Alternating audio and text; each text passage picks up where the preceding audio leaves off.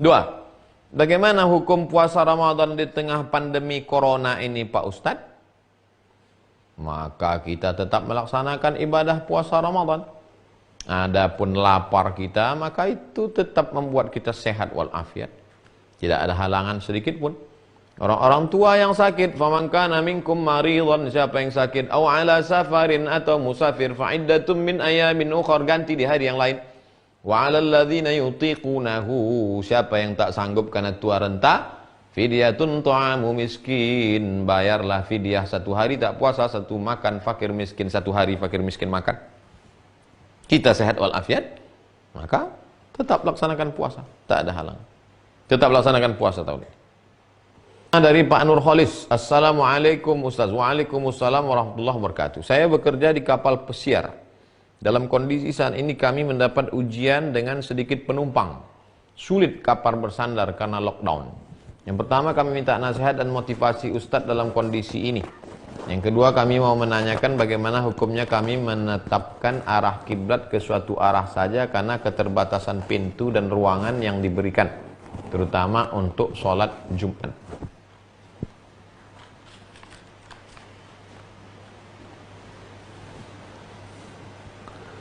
Yang pertama, Pak Nur Kholis dan seluruh saudara-saudaraku dimanapun berada yang mencari nafkah yang halal, maka perjalanan kalian adalah jihad. Kalau mati dalam perjalanan ini, matinya mati syahid. Kalian tinggalkan keluarga untuk mencari makanan yang halal. Nanti kalian akan berjumpa dengan Rasulullah SAW dalam surga. Rasul memuliakan kalian karena kalian berjuang untuk mencari makan halal untuk anak istri. Yakinkan saya berjihad mencari makanan halal. Pulang nanti supaya darah dagingku makan halal, supaya bisa dia ngapal Quran. Itu yang membangkitkan semangat. Itu yang membuat Bapak akan terus bersemangat. Bukan yang lain, bukan mengejar dunia. Mati Bapak, anak Bapak akan berdoa di tengah malam, Rabbighfirli wali walidayya warhamhuma kama rabbayani shaghira. Berbulan-bulan kalian di tengah lautan. Apa yang kalian cari? Hanya setetes air dunia ini. Tapi itu semua akan menjadi amal jariyah. Anak cucu kalian akan menjadi anak cucu yang soleh dan solehah insyaallah. Amin. Ya Rabbal Alamin. Adapun apakah musafir itu menyebabkan bapak dan para kru, para awak kapal tidak sholat? Tetap sholat, jangan tinggalkan sholat. Bapak boleh sholat jamak, sholat qashar. Bapak dalam perjalanan musafir terus, maka sholat zuhur jamak takdim dengan asar, jamak takhir dengan asar bisa, sholat maghrib jamak. Berapa lama kami jamak? Selama di perjalanan itu. Karena perjalanan terus tak berhenti jamak. Tapi kami rasa nggak enak jamak, kami mau buat sempurna 4 rakaat. Boleh. Boleh dilaksanakan secara tamam 4-3-3-4-4. Boleh juga dilaksanakan jamak. Tapi ini rukhsah, keringanan. Allah suka kalau rukhsah itu dipakai. Lalu kemudian tentang di ruangan yang diberikan terutama untuk sholat Jumat. Nabi SAW selama dia musafir dia tak ada sholat Jumat. Nabi sholat Jumat itu kalau dia mukim. Tapi kalau mau melaksanakan pendapat dalam mazhab Hanafi bahwa sholat Jumat itu tidak disyaratkan 40 orang, asal berkumpul saja orang yang menurut urf sudah bisa untuk sholat, lalu dia laksanakan sholat.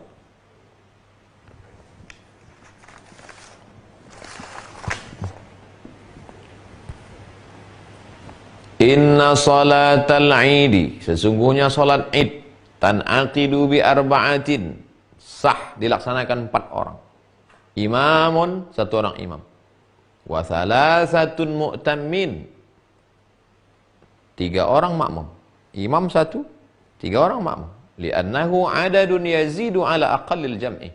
Karena 4 itu sudah lebih dari jamak. Pendapat 4 imam. Abu Hanifah, Muhammad ibn Hasan Asy-Syaibani, Imam Laits ibn Sa'ad, dan Imam Zufar. Kalau mau laksanakan. Nah, artinya saya tidak menutup satu pintu. Kalau mau dilaksanakan, ada kerinduan dengan sholat Jumat, tetapkan menurut kompas arah kiblatnya, di awal takbiratul ihram itu, lalu laksanakan. Kan kapal laut itu kapal laut kan bukan macam pesawat ulang-alik ke sana kemari. Kalau sudah arahnya begitu, tepat arah kiblat, start dari awal. Allahu Akbar. Mudah-mudahan pekerjaan Bapak tidak meninggalkan ibadah. 3, Ibu Hamidah. Ustadz, ketika kita bersedekah, apakah harus kita niatkan sedekah itu misalnya untuk orang tua kita, untuk saudara kita, untuk keluarga kita? Innamal a'malu binniat. Sesungguhnya segala amal itu akan dinilai dengan niatnya. Wa innamal likulli imri'in ma nawa. Orang akan mendapatkan sesuai dengan niatnya. Kita bersedekah dengan niat lillahi ta'ala. Cukup. Kalau Ibu Hamidah bersedekah, ayah ibu sudah meninggal dunia, emak ibu sudah meninggal dunia, ibu bersedekah 1 paket beras 20 kilo. Ini sedekah saya. Otomatis sedekah ibu sampai ke ayah dan ibu. Walaupun tanpa sebut. Tapi kalau untuk selain ayah dan ibu, untuk saudara kandung, mesti sebut. Aku sedekah sini 1 karung beras, pahalanya aku hadiahkan kepada almarhumah Fulanah binti Fulan. Sampai. Tapi kalau untuk ayah dan ibu, emak sama ayah, otomatis sampai. Pak M. Afriudin. Ustadz, ada teman saya mempelajari tasawuf. Dia menyatakan roh dan jasad bisa berpisah saat masih hidup. Bagaimana tanggapan Pak Ustadz? Dia ini bukan belajar tasawuf. Dia ini belajar ilmu klinik. Dukun. Nah, jadi banyak orang pakai baju tasawuf, casingnya tasawuf, isinya dukun, isinya kejawen, isinya klinik, isinya filsafat ngawur, isinya tapi berbaju tasawuf. Nah, oleh sebab itu kita pelajari yang sesuai dengan Quran dan Sunnah Rasulullah Sallallahu Alaihi Wasallam. Ustadz, apa makna firman Allah, "Fa'idha azamta fatawakkal 'ala Allah"? Kalau kau sudah azam, azam artinya tekad yang kuat dalam hati. Kalau sudah kau azam, tekad kuat dalam hati, sudah, lepaskan dia, serahkan pada Allah SWT. Supaya hatimu tidak bimbang pun. Qallaba, yuqallibu, berbolak-balik.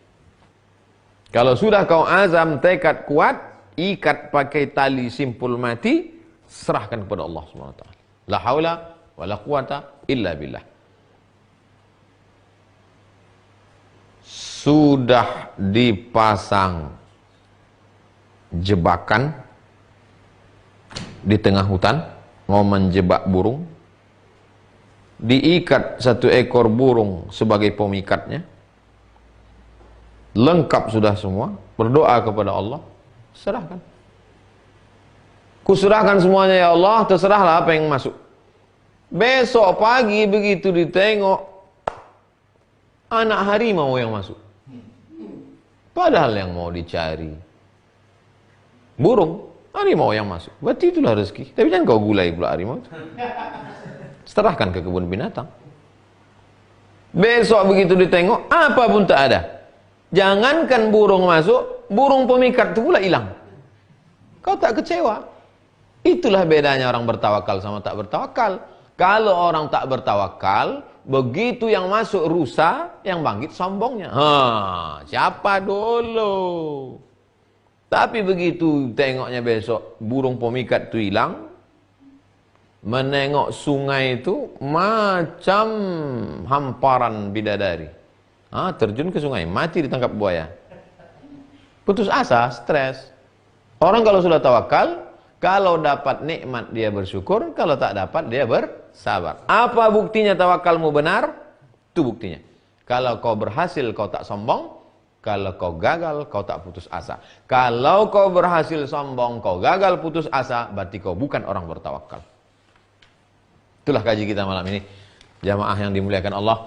Mudah-mudahan apa yang kita kaji ini berubah menjadi amal dan kita termasuk orang yang dicintai Allah karena kita bertawakal kepada Allah Subhanahu wa taala. Terima kasih segala perhatian Mohon maaf segala kesilapan dan kekhilafan.